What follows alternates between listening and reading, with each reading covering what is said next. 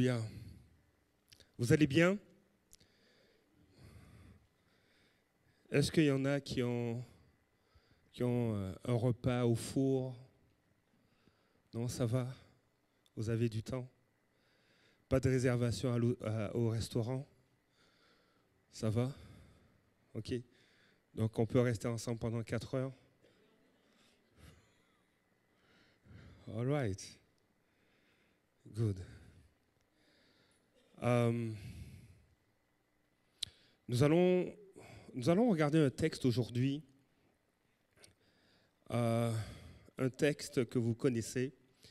Et avant de regarder ce texte, je veux vraiment souhaiter une bonne fête des mères à toutes les mamans, qu'elles soient ici.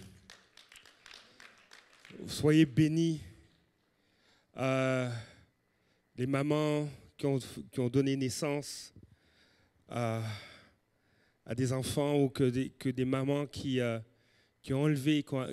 élevé, qui ont adopté des enfants, à des mamans qui sont des mères spirituelles. Je veux vous souhaiter une bonne fête des mères.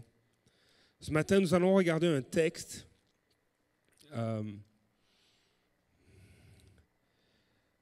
que vous connaissez, que vous avez déjà lu probablement, mais on va s'y attarder aujourd'hui.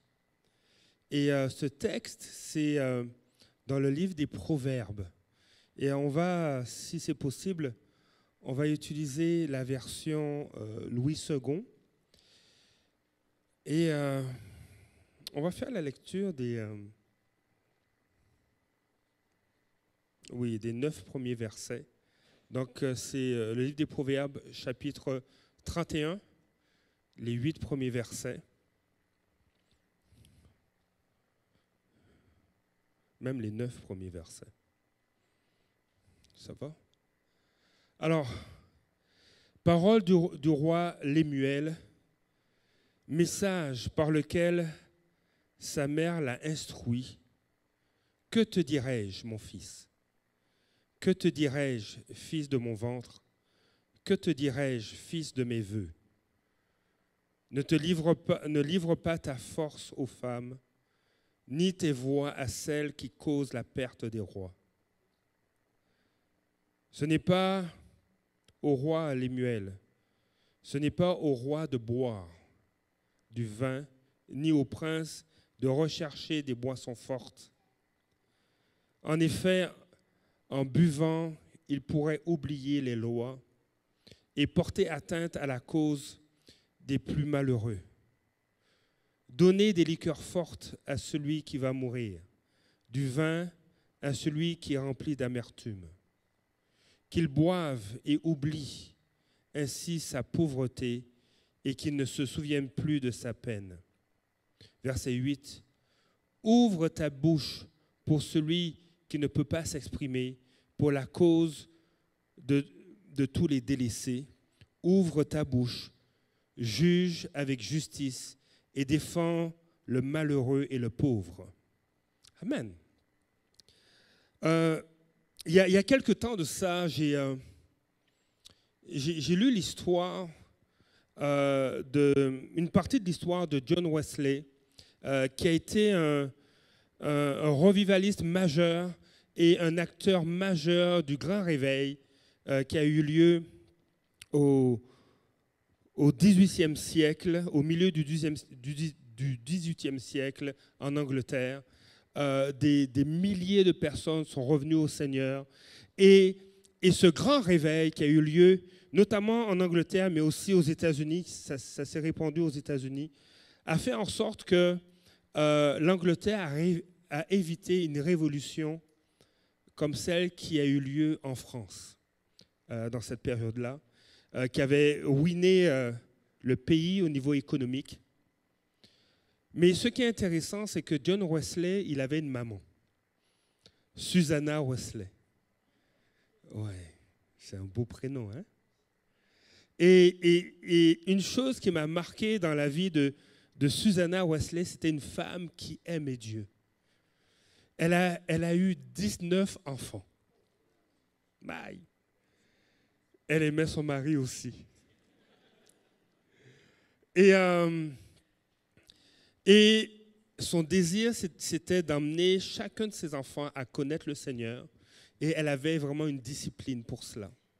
Mais une chose particulière, on rapportait que, étant donné qu'il y avait beaucoup d'enfants, la maison n'était pas si grande que ça.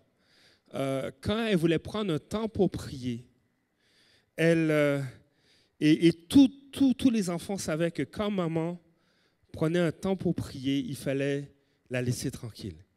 Et comment ils savaient que maman prenait un temps pour prier? C'est qu'elle allait dans la cuisine, elle mettait son tablier sur sa tête et elle commençait à prier. Elle priait. Et c'est une famille qui a vécu différents défis, notamment 2 incendies. À 2 reprises, leur maison a été détruite par le feu.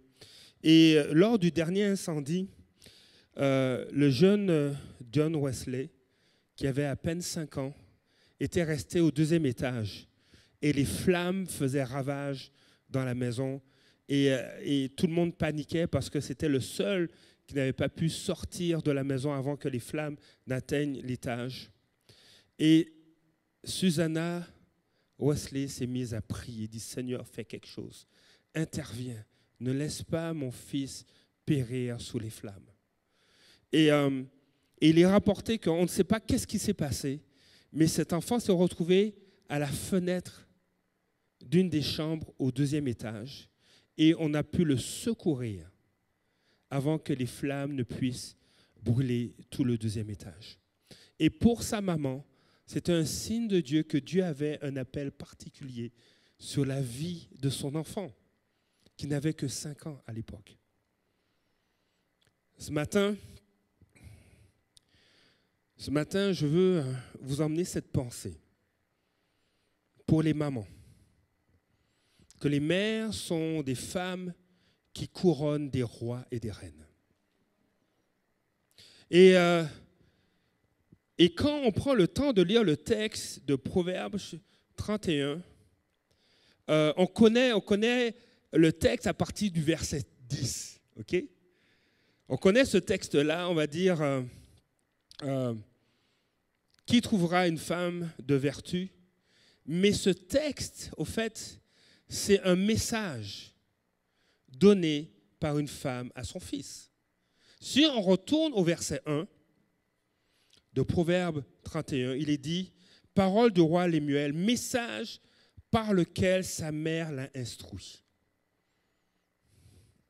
Et j'aime les premiers versets, les 9 premiers versets, parce que le roi Lémuel est en train de témoigner que voici un échantillon des enseignements de ma mère qui a fait en sorte que je devienne roi.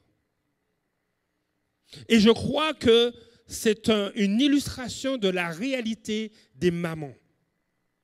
Les mamans couronnent des rois et des reines. Les mamans sont appelées à élever des rois et des reines. Surtout lorsque tu connais le Seigneur, tu es appelé à emmener ton enfant à devenir royal. Et j'aime les avertissements qu'elle donne à son fils. Et elle répète à 3 reprises, « Que te dirai-je, mon fils? Que te dirai-je? Que te dirai-je, fils de mes vœux? » Et je crois que c'est le fruit d'une longue réflexion. C'est probablement le fruit de sa propre vie et de sa propre relation avec Dieu. Parce qu'elle a devant elle un enfant qu'elle voit comme Susanna, qu'elle voit ayant un bel avenir, un avenir particulier. Et lorsque nous regardons nos enfants, et surtout en tant que mère, lorsqu'on regarde nos enfants, je crois qu'on voit un avenir glorieux pour eux. Par contre, notre responsabilité, c'est de pouvoir leur communiquer un message, des conseils qui vont les instruire pour marcher comme des rois et des reines. Je veux quand même m'arrêter rapidement sur ce qu'elle a dit à son fils, ne livre pas ta force aux femmes, surtout à celles qui causent la perte des rois. Donc, il y a la possibilité que des rois perdent leur vie. Et la mère de Lémuel l'avertit. Ne livre pas ta force à ce qui peut perdre ta vie. Et le deuxième avertissement, elle va dire à son fils, ce n'est pas au roi de boire. Il y a un endroit de réjouissance qui n'est pas appelé à te voir évoluer. Il y a un endroit où tu ne peux pas aller en tant que roi. Et je trouve ça intéressant que ça fait écho à plusieurs passages des Écritures. Mais ce qui est bien, c'est que avec la vision que la mère de Lémuel a, elle dit, mon fils, tu es un roi. On ne sait pas à quel âge elle a commencé à enseigner son fils. Pour Susanna Wesley, c'était dès l'âge de 5 ans. À 5 ans, tous ses enfants apprenaient l'alphabet en une journée. Le lendemain, ils commençaient à apprendre à lire. Est-ce que c'est à 5 ans que Lémuel a reçu cette instruction de la part de sa mère? Est-ce que ça a été le début de son instruction en tant que roi? On ne sait pas. Mais ça a marqué ce jeune homme qui est devenu roi. Je crois qu'effectivement, les mères sont des femmes qui couronnent des rois. Certains commentateurs bibliques pensent que Lémuel, c'était un surnom donné au roi Salomon. Certains pensent ça. Mais vu comment sa vie a fini, c'est une perspective qui n'est pas retenue. Mais quoi qu'il en soit, il y a quelque chose d'intéressant dans la vie de Salomon. Il y a un texte qui est mentionné dans Cantique des Cantiques, au chapitre 3, le verset 11, qui crée un lien entre sa mère, donc Bathsheba, et Salomon. Et on va lire ce texte ensemble. Sortez, filles de Sion, regardez le roi Salomon avec sa couronne, celle dont sa mère l'a couronné. Le jour de son mariage, le jour où son cœur est rempli de joie. Donc la mère de Salomon l'a couronné d'une couronne. Et je crois que c'est une image qui illustre l'instruction, le travail, l'attention qu'une mère peut porter à son enfant. Je crois que les mères ont cette capacité de communiquer le meilleur à leur enfant. Je crois que les mères ont cette capacité d'enseigner et de communiquer ce qu'elles-mêmes ont vécu.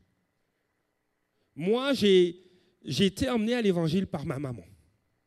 C'est ma mère qui m'a amené à l'Église et qui m'a permis d'être exposé à l'Évangile. Ma première Bible, je l'ai encore à la maison. Elle est vieille, ma Bible. Hein? Wow. Ma première Bible, je l'ai eue à 9 ans. Et c'est ma mère qui me l'a donnée. Et c'est une Bible qui a marqué ma vie à des moments bien précis.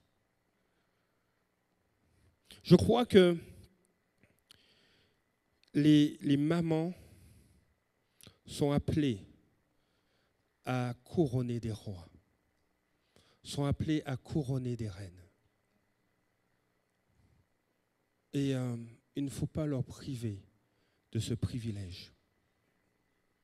Mais au contraire, nous devons soutenir les femmes, soutenir les mères dans l'œuvre qu'elles font auprès de leurs enfants. Vous savez, ce n'est pas seulement les mères biologiques qui peuvent couronner des rois, mais il y a aussi des mères spirituelles. Il y a aussi des fois même les grands-mamans. Il y a plusieurs grands-mères qui me parlent de leurs enfants, de leurs petits-fils ou de leurs petites-filles, Ah, mon petit-fils a prié avec moi, je lui ai parlé de Jésus. Il a donné sa vie au Seigneur. Elles sont en train de faire de leurs enfants ou de leurs petits-enfants des rois et des reines. Et je crois que Dieu nous encourage à garder cette perspective-là, que les femmes sont appelées à couronner des rois, à couronner des reines. Ne pas négliger ce que vous portez. Vous savez, Susanna Wesley, elle a été éprouvée, elle a eu des défis. Son mari Samuel était, oui, un homme de Dieu, un prédicateur, mais il avait aussi ses défis. Il a abandonné le foyer pendant 1 an parce qu'il était fâché, il était en colère et il les a laissés pendant 1 an seuls. Mais elle a pris soin de ses enfants. Elle a persévéré. Et je veux encourager les femmes à persévérer. Ne lâchez pas. Gardez cette perspective, une perspective qui est éternelle. Non seulement les mères sont appelées à couronner des rois et des reines, mais les mères aussi sont appelées à couronner des adorateurs et des adoratrices. Et ça, c'est important. Il y a un passage dans les Écritures que j'aimerais vous partager.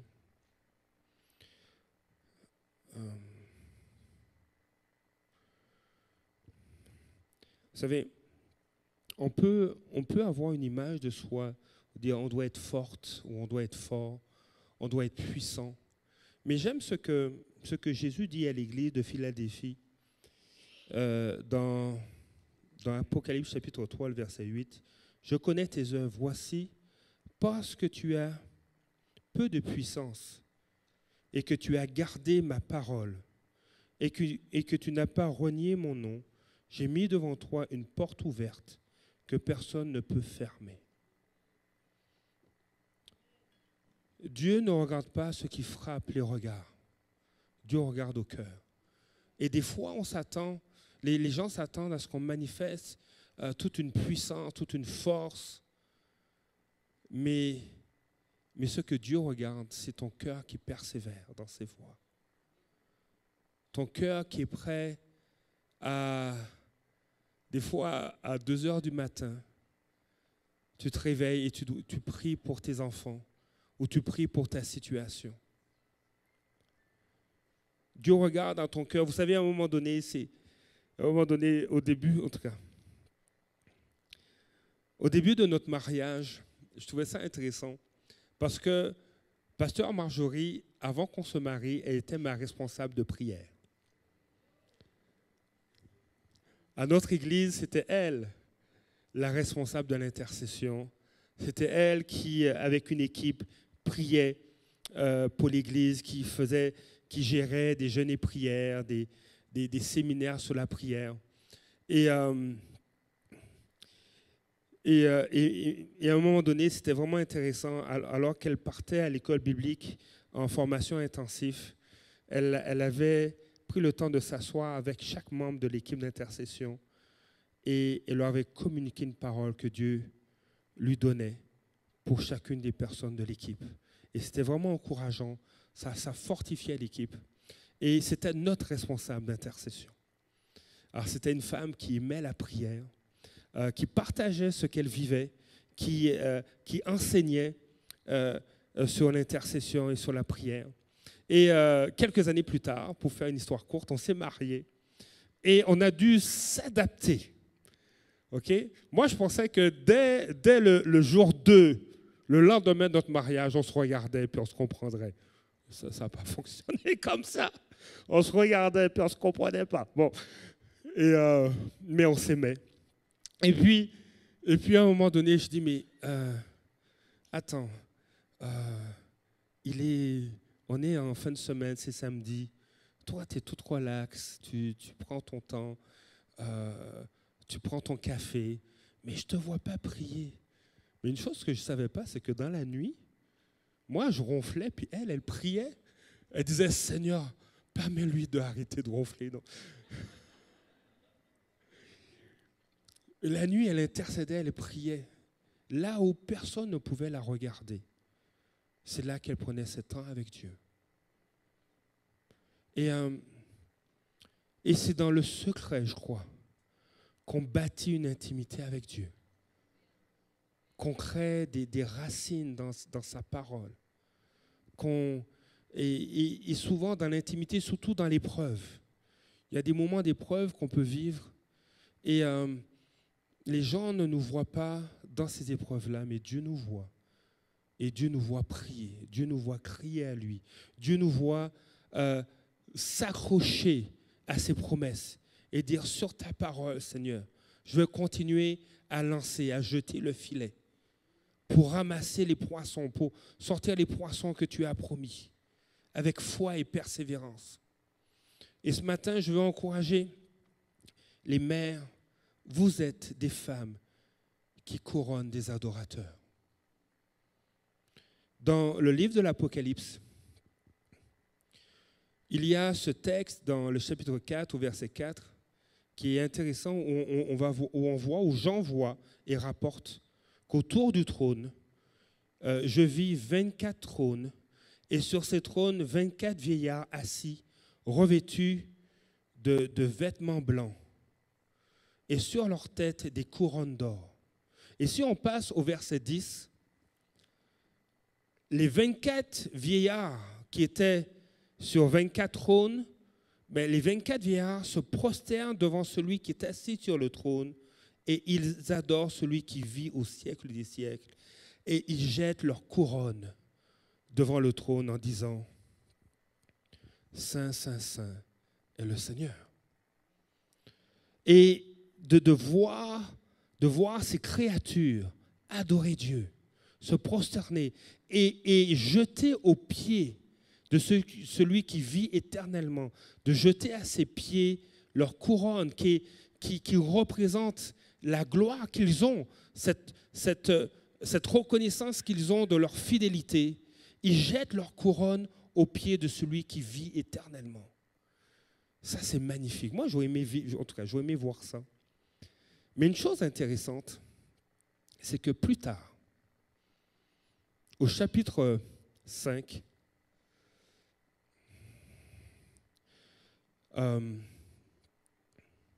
il est question de Jésus qui va prendre un livre qui est scellé et qu'il va pouvoir ouvrir. Il est le seul à pouvoir ouvrir ce livre. Et Jésus est présenté comme l'agneau. Au verset 8 de Apocalypse chapitre 5, quand il eut pris le livre, les 24 vivants, les 4 êtres vivants et les 24 vieillards se prosternèrent devant l'agneau, tenant chacun une harpe et des coupes d'or remplies de parfums qui sont les prières des saints. Juste une petite parenthèse. Ils tiennent les coupes qui contiennent tes prières, tes cris, tes supplications devant Dieu.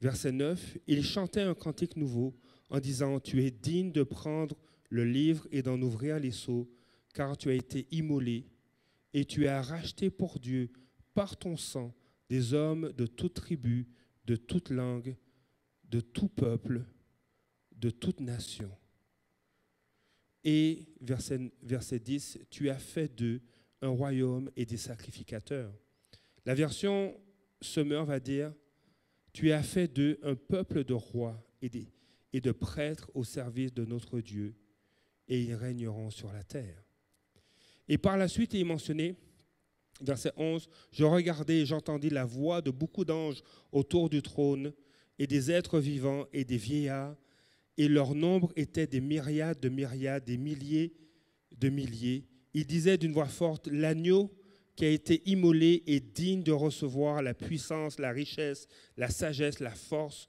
l'honneur, la gloire et la louange. Et toutes les créatures qui sont dans le ciel, sur la terre, sous la terre, sur la mer, et tout ce qui s'y trouve, je les entendis qui disaient à celui qui est assis sur le trône et à l'agneau, soit la louange, l'honneur, la gloire et la force au siècle des siècles. Toutes les créatures se sont mises à adorer le Seigneur. Tous ceux qui ont été couronnés par leur mère, qui ont emmené, tous ceux qui ont été emmenés au Seigneur par leur maman, se retrouvent à adorer l'agneau. Je veux t'encourager ce matin à persévérer en tant que mère, parce que tu es de celles qui couronnent des rois et des reines. Tu es de celles qui couronnent des adorateurs et des adoratrices. Et je veux t'encourager à persévérer, parce que dans la vie, oui, il y a des épreuves, comme Susanna Wesley qui a été éprouvée. Je pourrais parler, il y a une femme, vous savez, la parole de Dieu dit dans Proverbe que les femmes sont une couronne pour leur mari. La femme de Smith Wigglesworth, qui était un évangéliste et revivaliste de puissance, qui faisait des miracles extraordinaires. Avant qu'il réponde pleinement à l'appel de Dieu, il s'appuyait sur sa femme. C'est elle qui est appelée à prêcher, parce qu'elle prêchait. Elle emmenait des gens au Seigneur. Et alors que lui, il était en arrière-plan, il soutenait sa femme. Sa femme est tombée malade, elle est décédée. Et ne voulant pas se séparer d'elle, il a prié, il s'est enfermé, il a prié, il dit « Seigneur, tu ramènes ma femme à la vie. » Et sa femme est revenue à la vie. Et il a dit à sa femme, tu ne peux pas partir. Il dit, oui, Smith, je dois partir. Toi, continue l'œuvre. Elle a été une couronne pour son mari. Elle a été une couronne. Et je crois qu'il nous faut, en tant qu'hommes, honorer les mères et honorer les femmes. Parce que vous êtes des faiseuses de rois. Vous êtes des faiseuses de reines. Et je trouve ça particulier qu'on soutienne davantage les interruptions de grossesse que les naissances. Parce que je crois que l'ennemi a peur des rois et des reines qui viennent, de celles et ceux qui vont déclarer Jésus comme leur Seigneur et leur Sauveur. L'ennemi a peur de cela. Nous devons, en tant qu'Église, honorer et soutenir nos mères. Qu'elles soient des mères qui donnent naissance, qu'elles soient des mères spirituelles, nous devons honorer les femmes parce qu'elles sont celles qui couronnent des rois et des reines. J'aimerais ce matin, oui, être court, j'aimerais inviter l'équipe de louange à revenir.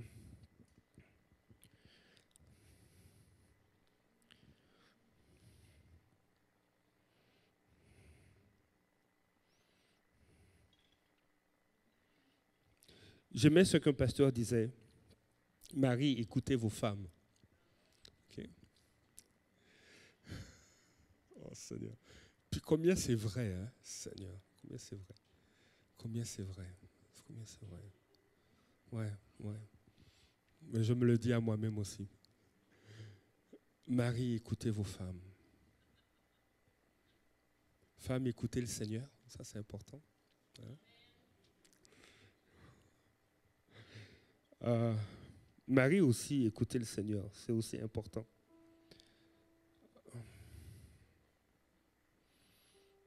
Je crois que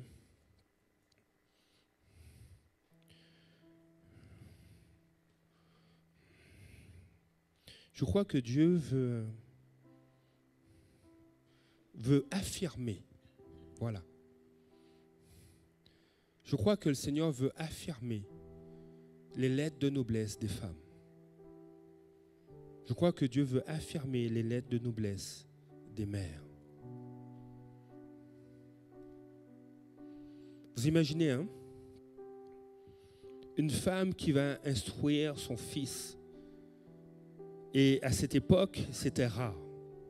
C'était rare qu'un roi rapporte les instructions les conseils de sa mère.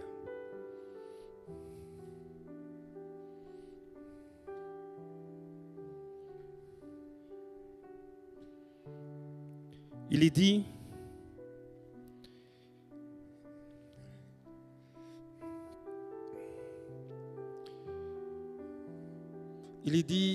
qui trouvera une femme de valeur? Elle vaut bien plus que des perles.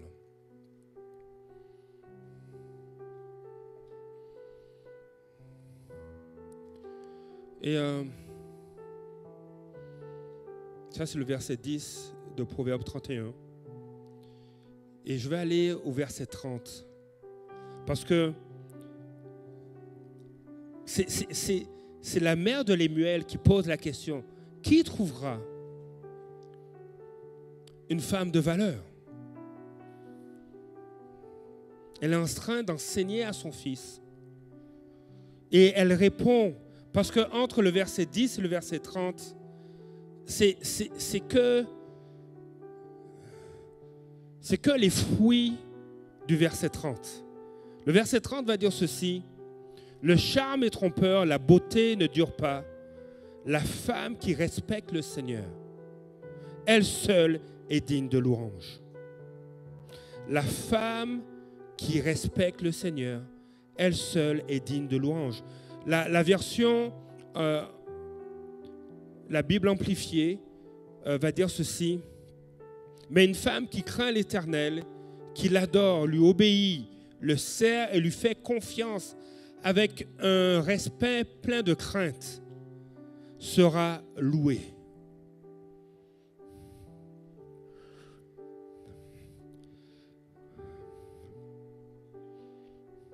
Jésus est mort autant pour les hommes que pour les femmes.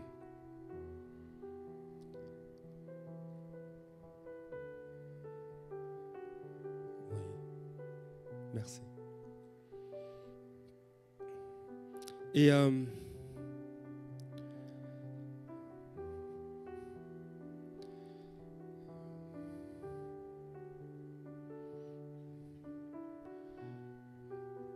Et celui ou celle qui se tourne vers le Seigneur est appelé à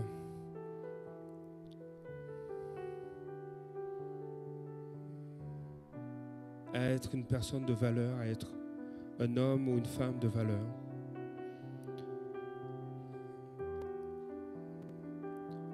Avant de laisser l'équipe de louange chanter, restez là.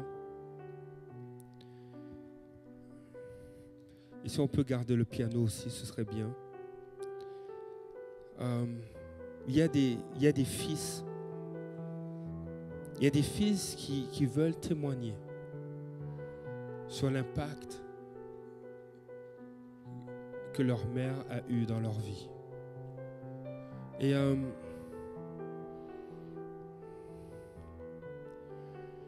j'aimerais qu'on puisse les écouter. J'aimerais qu'on puisse les entendre et ensuite on va prier. On va prier et louer le Seigneur, mais on va prier pour les mères, les femmes. Et est-ce que Philippe, on pourra dans quelques instants passer la vidéo?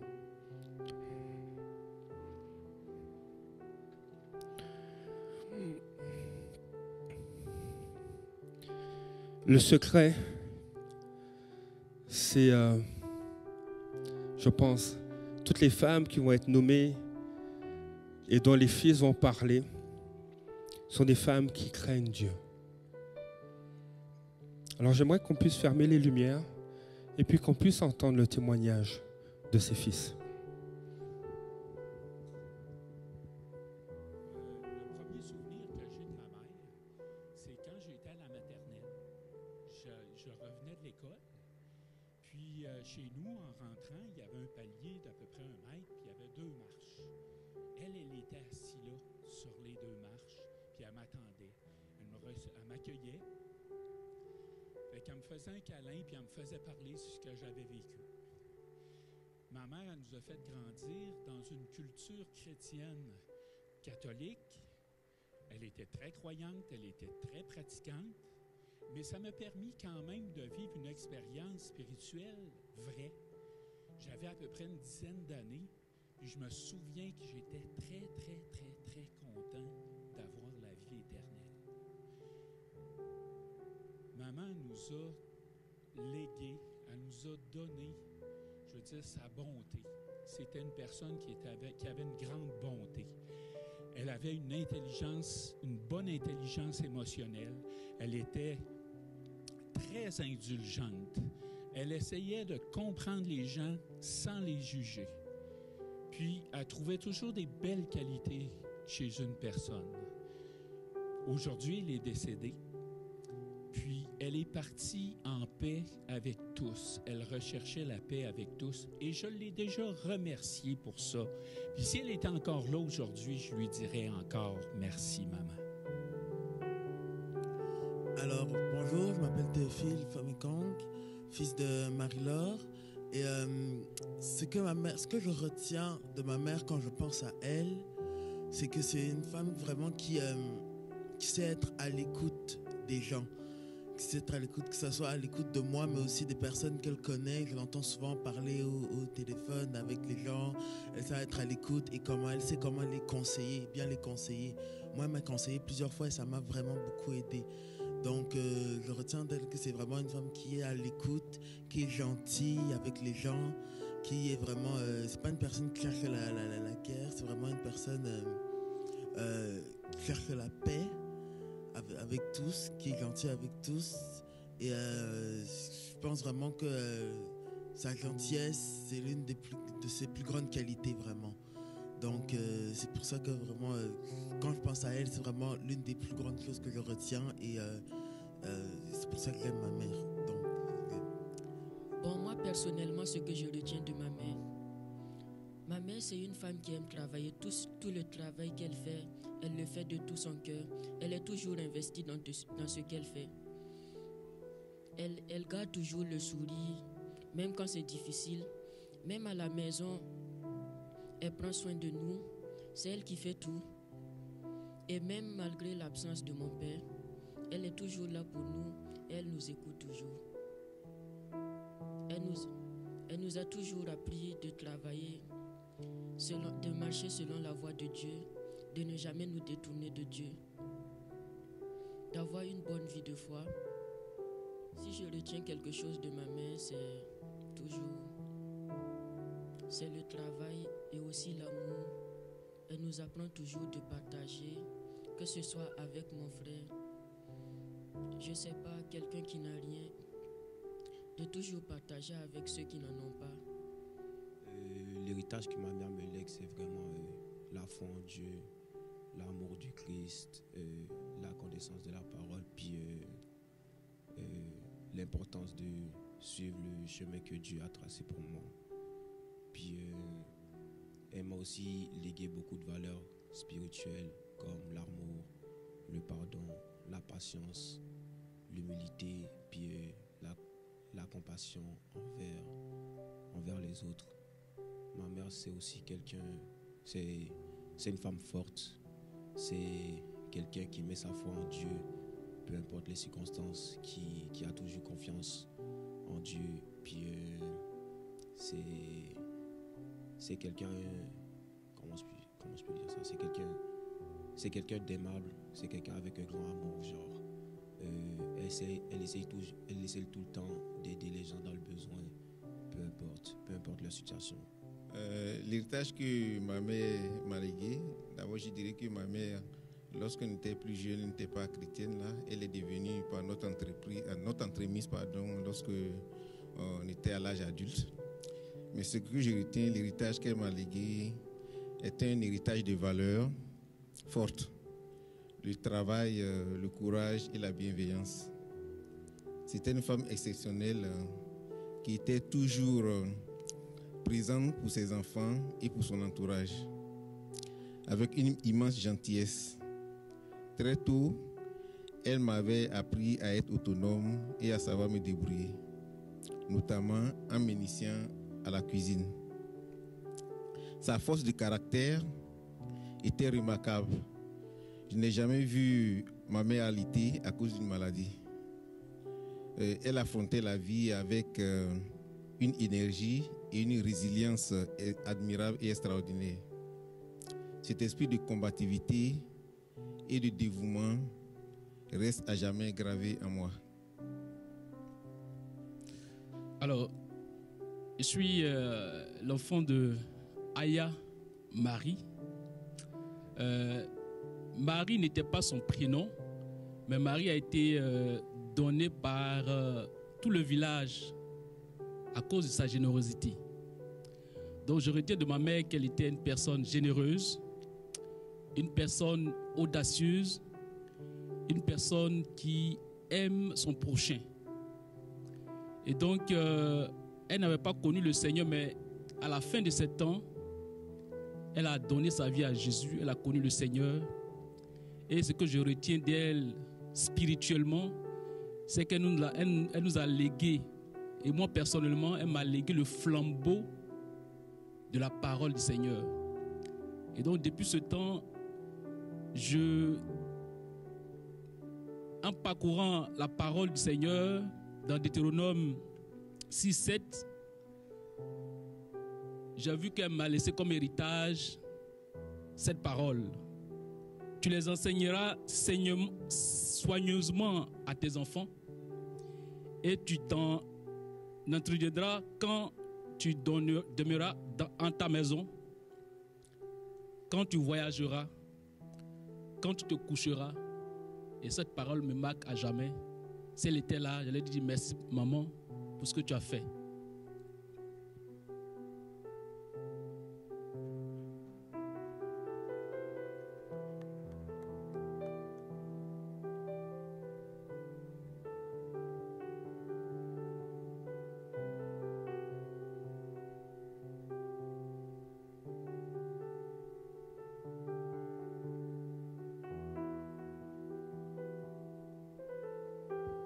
Allô?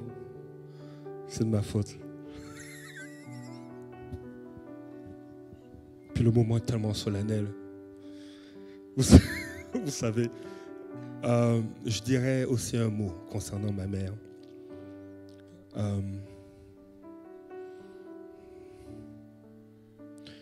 Dans les moments les plus difficiles de mon adolescence, il y a ce verset que ma mère m'a donné. C'est le psaume 68, le verset 29. Ton Dieu ordonne que tu sois puissant. Affermis, ô Dieu, ce que tu as fait pour nous. Et je veux laisser ce verset à toutes les mamans, à toutes les femmes aussi.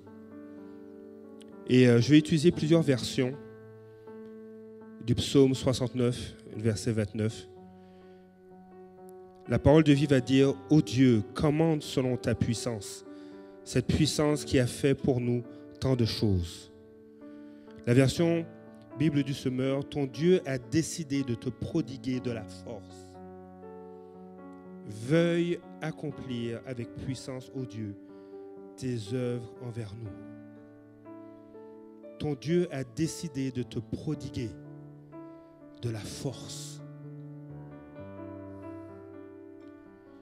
Il y a une dynamique particulière que Dieu a envers les femmes. Un regard particulier. Les femmes sont auprès de leur époux, sont Ézer, un soutien puissant. Mais Dieu s'attribue ce titre d'Ézer. Le héros qui secourt, le héros qui est puissant. Et écoute ce que Dieu te dit. Dieu a décidé de te prodiguer de la force. Veuille accomplir avec puissance, ô Dieu, tes œuvres envers nous, envers les femmes, envers les mères. Ce matin, je réinvite l'équipe de louange, mais je voudrais que les mères se lèvent, les grands-mamans se lèvent, si vous le voulez bien.